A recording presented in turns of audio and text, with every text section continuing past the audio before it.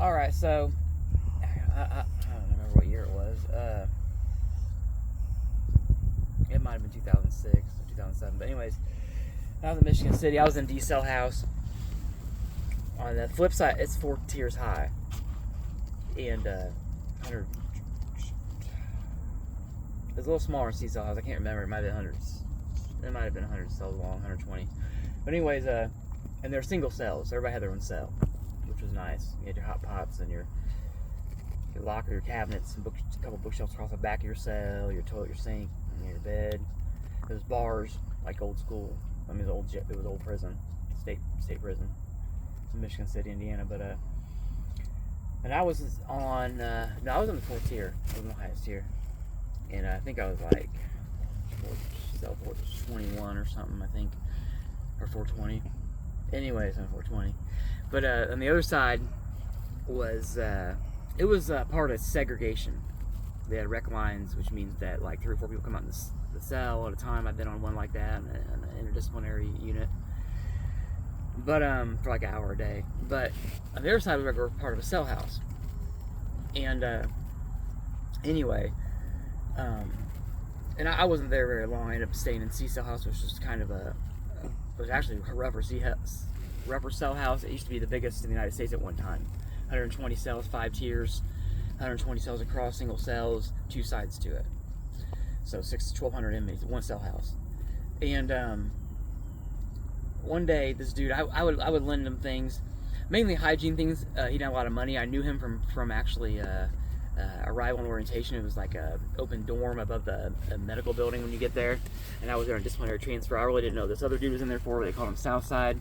Well, one day, like, I don't even remember what was over. I would give him these pills called Artane, and they're kind of like speed. They were to counteract other psych meds, and I would get them, and they'd fuck you up, and get you stuck on stupid too. But anyway,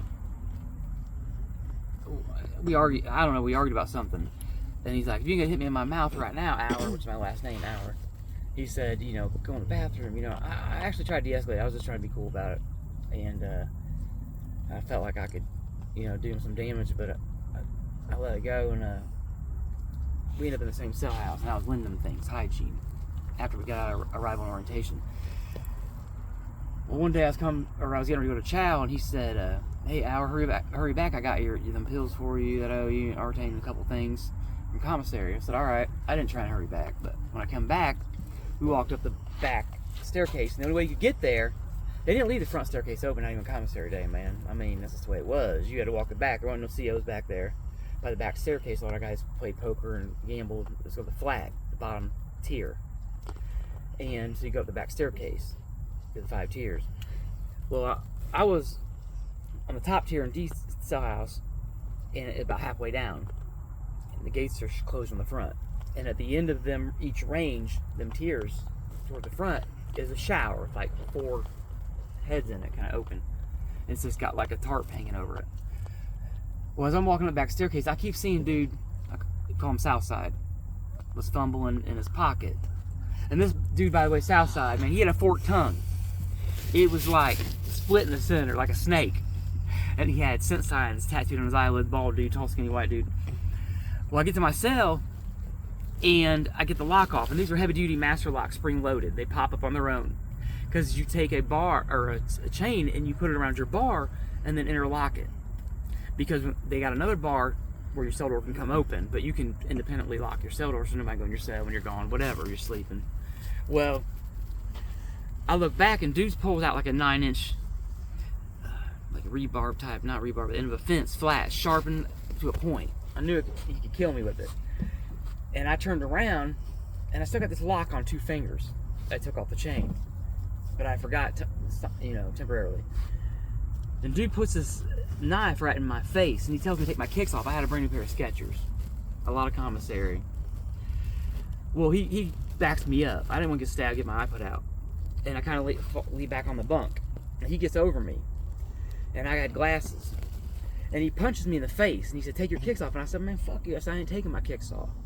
Because I felt like I was in a position I could get a hold of his wrist. Well, and I was edging my way up. He punched me again, right, and broke my glasses and kind of cut my nose. At that point, man, I grabbed his wrist, tried to lock it. And I remembered I had that lock on my hand. And I swung it, and he blocked it the first time. He deflected it. The second one I got in on, and it spider webbed. And blood started dripping over his tattooed eyelids. I was able to get him up with enough momentum, and there was a lot of fear pumping, adrenaline, and it's a rage. Because I'm like, this motherfucker, man, is going to kill me, man. Or, that's what I'm thinking. And I get him up. He fumbles backwards. Well, he had this thing wrapped in like duct tape, but it was old. It dried. When he hit the edge of my cell as he was going out, I was pushing him, and there was a little bump there. He kind of tripped. When he hit it, the blade just come right up out of that tape. He had like a little hollow piece of tape still in his hand, and the blade hit the ground. And I scooped it up, because I knew even with my hand around that blade, there was still 7-8 inches on there. And I went after him. And he kept reaching in his pocket. He was like, I got another one. I said, man, fuck you do, bitch. And I was coming at him. And he like braced himself on the tier, but there's a cage there, we're 4 tiers up, and he like put his hand against somebody's sail, and he like kicked at me. And I pursued him. He took off running. And I told you there was a shower at the end of like a tarp. And he flung that tarp, and he tried to like throw it at me, when he went into the shower. Well, I just went for him, kind of blinded, but by where his arm was, and he threw it at me, and I hit him in the neck.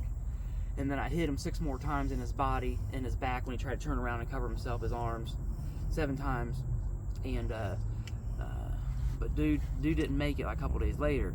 And everything was kind of on camera, it was grainy, and there's people coming back from chow walking in and out, but you could see the dude come in my cell, and he had something in his hand. And they tried to charge me for this stuff, but I ended up a Class A write-up, long-term segregation. That's what left me to end up going to Wabash Valley, where Patrick Whetstone was killed.